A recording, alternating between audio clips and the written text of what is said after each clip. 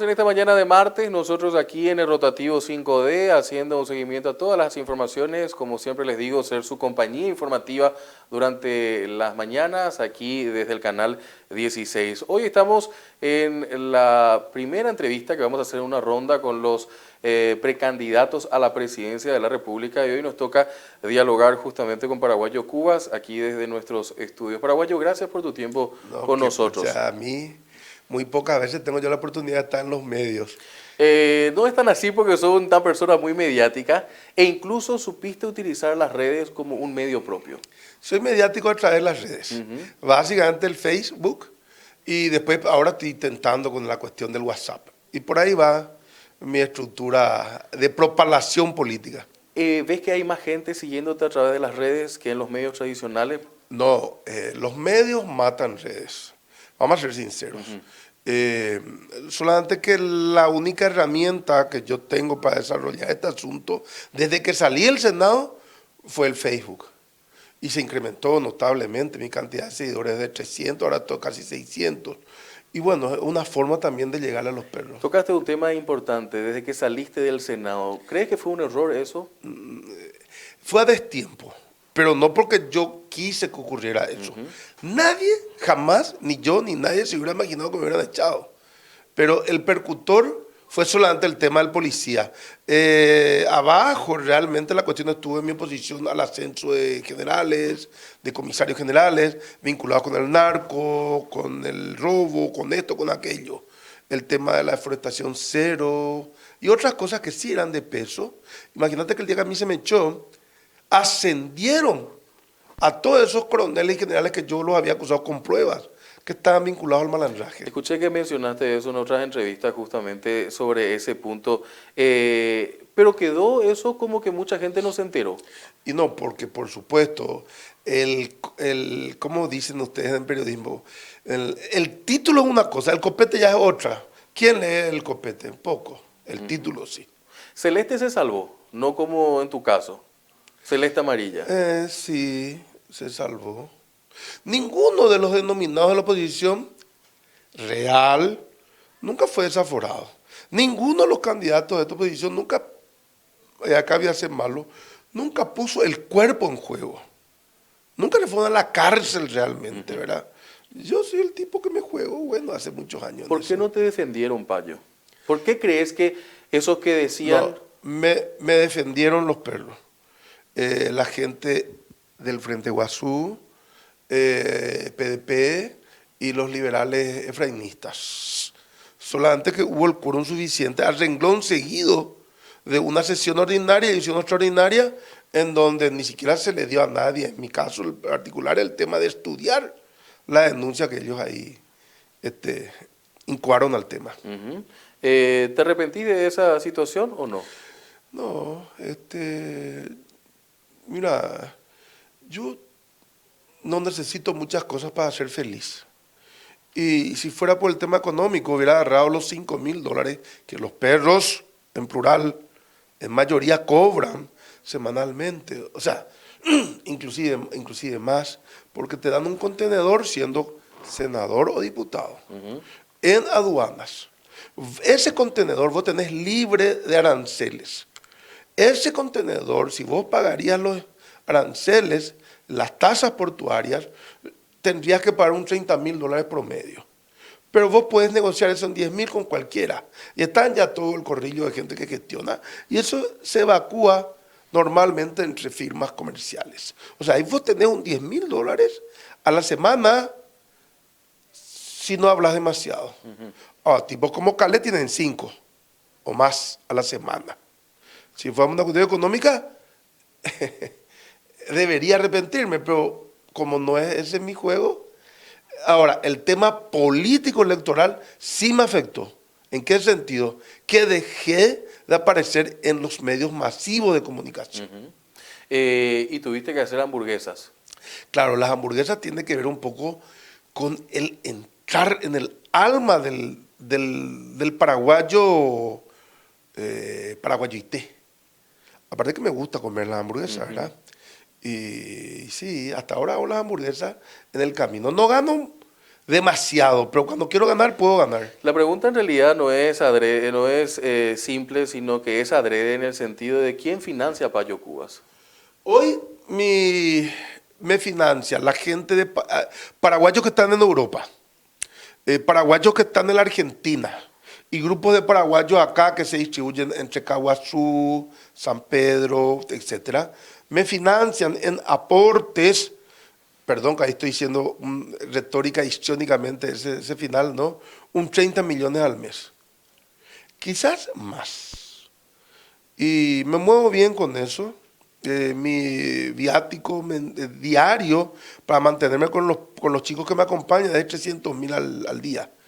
Por ejemplo, ahora ando en un vehículo NOA, lindo, 2000, diésel, que los muchachos paraguayos en el exterior colaboraron y pagaron 38 millones de guaraníes. Hace una semana un amigo de infancia me permite usar ahora un carro norteamericano rodante, pero tipo trailer, que es prácticamente una casa. Y así va el tema. Sos una persona disruptiva, hablábamos de eso fuera del aire, pero para llegar a un cargo como el que te estás candidatando se necesitan muchos recursos. ¿Trabajás en esta campaña en desventaja? ¿Entiéndase de que hay dinero del narcotráfico metido en la política? Claro que sí, sé eso. Trabajo en desventaja del punto de vista económico y de estructura. Pero todo se compensa. Yo creo que en este proyecto, y voy a ser poco modesto, lo que tenemos es el candidato. Cosa que otros dentro de la concertación no tienen el candidato. Y aparte, no es solamente un discurso, es el discurso. Bueno, y así, esto se va compensando. Payo, el Partido Colorado de vuelta se ha convertido en una estructura donde hay oficialismo y oposición dentro del mismo partido. ¿Esto le afecta a la oposición? Claro, siempre hizo eso. La estructura de gente que alquila el Partido Colorado. Porque ese es mi discurso de las épocas del Mopoco, en la época de Stroessner. Yo como Colorado siempre estuve preso en esa época, ¿verdad? Ellos, claro, ocupan todo el espacio. Y eso sí se discute bastante y ustedes ya están discutiendo más en los medios. Que hacen a la hora, lo estoy viendo, por ejemplo, a un candidato diciendo que el otro no sé qué historia. Pero después de todas las acusaciones terminan en el abrazo. ¿El Partido Colorado debe ir a la llanura? El Partido Colorado está en la llanura. El prostíbulo que funciona 24 horas en la calle 25 de Mayo, con el foco rojo, es el que está allí. Cartes es Colorado, Santipeña es Colorado, Aliana es Colorado. ¿Lucharon alguna vez por él? Y es más, imagínate que siendo un partido nacionalista, está todo concesionado. O sea, no cumplen nada. ¿Cuándo se cumplió? Por ejemplo, te tiro un detalle, pero es de mucho análisis eso. Se hizo la coparticipación de los lucros de la empresa entre los obreros. Jamás. Y eso es un postulado del Partido Colorado, de su estatuto y de su principio. Eso me lleva a consultarte, porque durante un tiempo también estuviste. Tenemos muy poca capacidad de crítica y de análisis de repente en el Paraguay. Tú estuviste un tiempo con Cartes. ¿Qué es Cartes para vos? Bueno, ojo, yo no estuve un tiempo con Cartes. El tema que esa foto que recorre en las redes, Cartes estuvo en la casa de Paraguayo Cubas. Okay. Pues yo hice una apuesta con Lilian Samaniego. Y quedamos en que íbamos a hacer una reunión sin colorados, con Cartes. Y esa reunión en la casa de Payo fue un Cartes con un público que eran del Partido Humanista, comunistas, trotskistas, gremios, la Orden de Abogados y el Colegio de Abogados del Alto Paraná, sindicatos de la calle, etcétera, etcétera. Ahí yo tenía una dicotomía. Mis querellas con Federico Franco y el delfín de Federico, en ese momento, Efraín. Cartes, un tipo redimido aparentemente, Y bueno, voté por Cartes, como muchos en este país. Ahí hubo una anécdota muy interesante que, si me permitiste, voy a contar Sí. lo que pasó con Cartes. Un compañero mío, Gerardo López Venegas, era presidente del Partido Comunista. Un hombre que de un hablar extraordinario y de lúcido. Le dijo, bueno, Horacio, le dijo, el tema de la carne, por ejemplo. Y explicó él que no iba a salir la carne, que vamos a tener carne acá. Después ocurrió lo que ocurrió. Y después al final se acerca Gerardo y le dice, Horacio, le dice, era un tipo ya un poco mayor que yo. ¿Cuándo se le deja de decir prostituta a la mujer que ejerce esa profesión? ¿Qué le dijo Horacio Cartes ahí en casa, ahí en medio de... No habían colorados, todos los colorados estaban enfrente ahí en la vereda esperándolo para llevar a otro lado. Él vino con una comitiva, que no era la más agradable, pero como anfitrión tenía que recibirlo. Y le dice, Gerardo le dice, cuando tiene un hijo, se le dice mamá a la prostituta. Y vos, Horacio, le dijo, tenés dos caminos. O sos un papá de este proceso o seguís siendo una prostituta. ¿Qué es, Horacio? ¿Una prostituta? Es una prostituta, totalmente. Nos demostró con el tiempo. Todos tenemos fe en los candidatos en un momento determinado, y más aún que van a redimirse porque ya tienen un cierto nivel económico y toda la historia. Pero está demostrado. El único tipo de gobernante que en Paraguay alguna vez funcionó fue aquel que no está enamorado del dinero. De Carlos Antonio López, Francia y más, ¿verdad? Eligio Ayala, etcétera, etcétera. Y a nivel latinoamericano también se demostró eso. Payo no está enamorado del dinero. Yo estoy enamorado del poder. Eso es peligroso, Payo. No, Jarona. Yo me formé en algunas cuestiones con el IFRA. Y recuerdo que discutíamos este tipo de cosas, yo era muy joven, ¿no? El político está enamorado del poder per se, en el afán de gobernar con poder. Pero el poder no significa dinero, es ejercer el poder. Nicanor está enamorado del poder, o por lo menos decía haberlo estado. Nicanor ejerció poder. Ahora ya devarió con el tema económico, ¿no? Cartes tuvo gobierno y poder. Lugo tuvo gobierno, dinero nuevo, pero no poder. ¿Entiendes? Sí. Para gobernar este país hay que tener poder. Y para que los vecinos nos respeten, tienes un gobierno decente. Y yo la tengo bien clara en ese sentido, porque ya con 60 años creo que sé lo que quiero, en ese aspecto personal. Payo, ahí me gustaría consultarte, porque luego tengo todo el capítulo de planes de gobierno y todo lo que va a implicar tu agenda en relación a ese tema, pero antropológicamente, antes de la nota y de entrar al aire hablábamos sobre el tema de la antropología, que yo creo en lo particular necesitamos trabajar mucho todavía para conocer el tecó del paraguayo, el qué es el paraguayo realmente, ¿no? Tenemos mucha literatura, en cierta manera, alguna jocosa, como en el caso de Elio Vera, en su momento que lo había hecho. Pero paraguayo, ¿qué es el paraguayo para vos? Y la paraguaya. Bueno, vamos a hablar en términos sencillos. El paraguayo y la paraguaya es un chino realmente y antropológicamente. Venimos de Mongolia, cruzamos el estrecho de Bering, no sé, 10.000 años antes de Cristo. Cuña y cuñá en mandarín es mujer. Guturalmente el chino dice el sin ningún tipo de inconveniente. Ahí nace un tema lingüístico que Noam Chomsky, el gran filósofo de nuestros tiempos vivo y que propala su idea a través de redes, porque también las corporaciones de medios masivos diarios como mañana lo explica el tema de la lingüística. El chino y los paraguayos para hablar hacen una espiral. Yo, por ejemplo, quiero decirte, como te diría un norteamericano, ¿dónde compraste tu corbata? De entrada luego. O el norteamericano te dice, ¿de qué vivís? Para nosotros, que yo le pregunto a los perros en la calle, ¿de qué vivís? Me da corre, vos te asustás, vamos al de qué vivís. Entonces empezás dando la vuelta. Che, vos alquilás tu casa y vos tenés auto y hasta llegar a una conclusión que vos no expresás de qué vivís. Esa explicación que estás dando es interesante porque denota la cosmovisión del paraguayo y la paraguaya. Y además, comparativamente, A ver, voy a evitar muchas comparaciones que son muy complejas, pero vamos así. El eslavo se comunica así, como un rayo, ¿no? El sajón se va directo. Por eso que ahorra mucho más tiempo en conocer a la otra persona.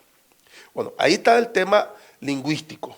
Ahora vamos al tema sanguíneo. Cuando la mezcla de los españoles con los guaraníes, no con los carios o con otras etnias en su momento, se produjo a raíz que las guaraníes eran más bonitas, tenían senos más firmes y toda la historia, ¿verdad?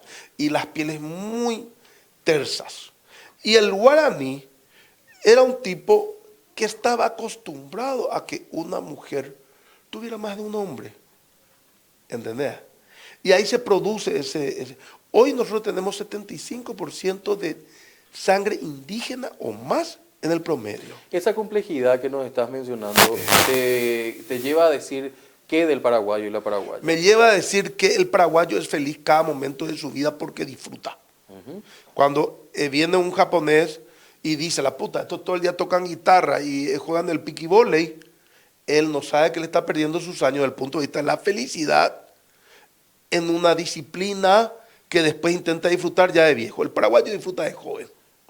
A eso me lleva, a que come lo que hay en el día. ¿Y a quién entonces va el mensaje de Paraguayo Cubas? Mi mensaje va a esa clase popular que tiene dos aristas. El lumpen, el que vive de la caridad y de los desechos de una clase superior que hoy están en los bañados. Llegarle y seducirlos con el discurso que vos acabas de decir, el disruptor.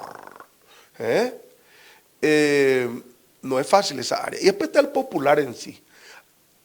Acuérdate de que el 54% de los paraguayos hoy viven con menos de 15.000 guaraníes al día. Y el 44% con menos de 10.000. Esa gente yo tengo que llegarle. Hugo Chávez llegó así a Venezuela. Bueno, pero Chávez llegó también con mucho apoyo de las Fuerzas Armadas y con un discurso totalmente diferente. ¿Los americanos te apoyan a vos?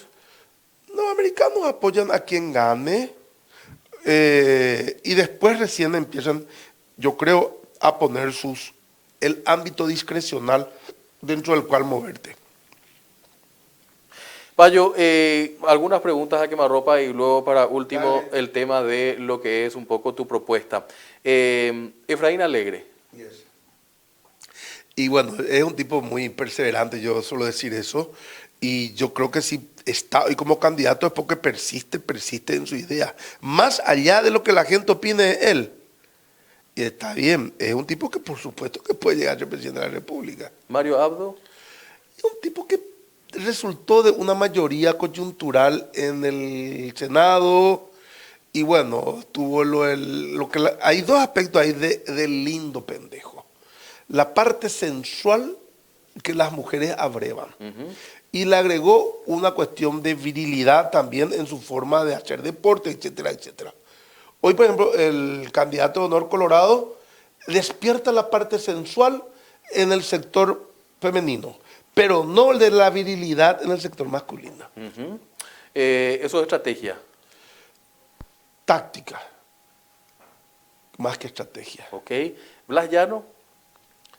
Es un bicho del sistema, y es el sistema. Acá no hace falta ser colorado, liberal ni comunista para hacer. Ahí está Euclides. Es parte del sistema. Ahí está la gente del PDP, se convirtió en parte del sistema, no de un partido.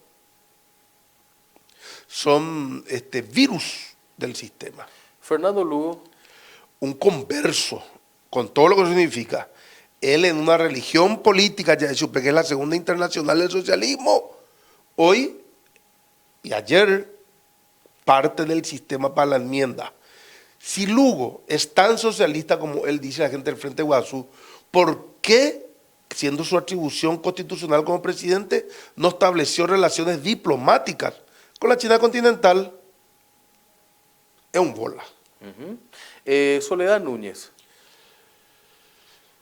Hija de un gran profesor mío del colegio, y me parece que está haciendo a tientas está haciendo sus primeras armas en esto.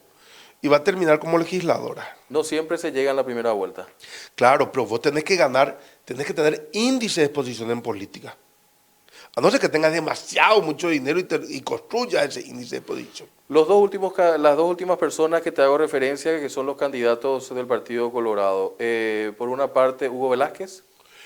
Hugo Velázquez, ayer escuché que vivió en Ciudad del Este mucho tiempo. Sí, robó muchísimo. Es parte de un sistema. Quizás no robó, pero supo administrar lo que vos siendo fiscal en Ciudad del Este en el tema de marca y compañía, sobra mucho, ¿no?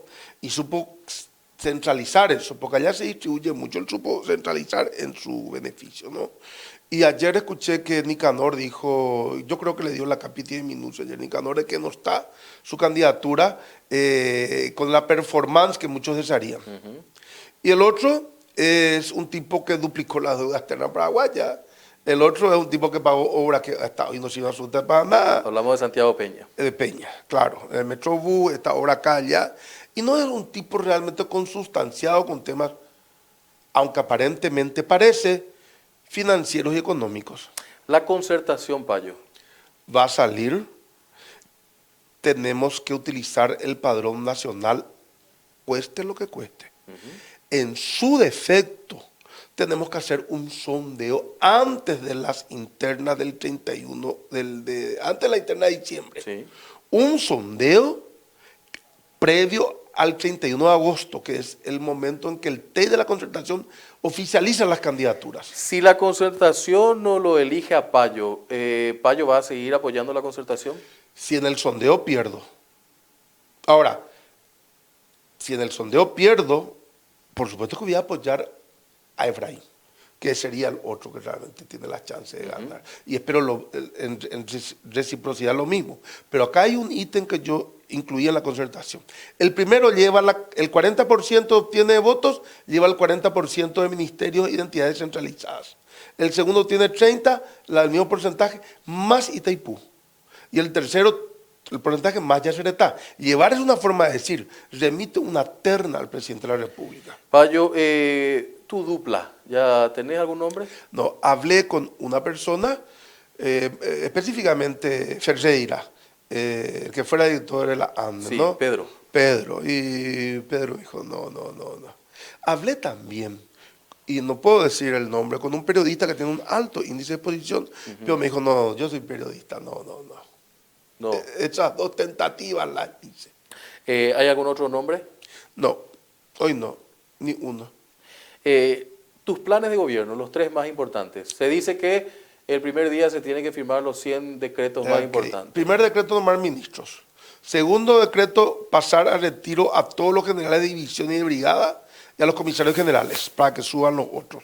Tercer decreto, remitir al Parlamento lo que se llama necesidad de la reforma constitucional, en el afán de que se llame a la misma una convención. Luego, aplicar a rajatabla el Estatuto Agrario que hoy dispone que el latifundio en Paraguay es a partir de 10.000 hectáreas y de 20.000 en el Chaco. Cada metro que sobrepase eso, no hablamos del latifundio improductivo, tiene que tener un gravamen diferenciado en impuesto inmobiliario y en Imagro, además. Y después, la unificación de las fuerzas públicas en una sola, de aquí a 10 años. Y algo que sí está dentro del margen discrecional administrativo, no nombrar un solo funcionario público ni contratar. Y que el decrecimiento sea vegetativo, el que muere, muere, el que renuncia, y va subiendo la misma gente.